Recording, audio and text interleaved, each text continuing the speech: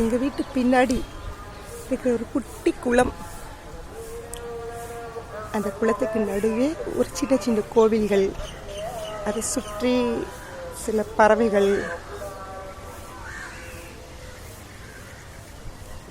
Morning பார்க்குறத விட evening பார்க்குறது ரொம்ப அழகாக இருக்குது.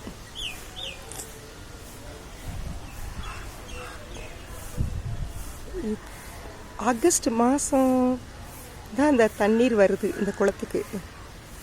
அது தண்ணீர் இல்லாமல் இருக்கும்போதை விட தண்ணீர் அதிகமாக இருப்பதை பார்க்குறதுக்கு பிரமிப்பாக இருக்குது.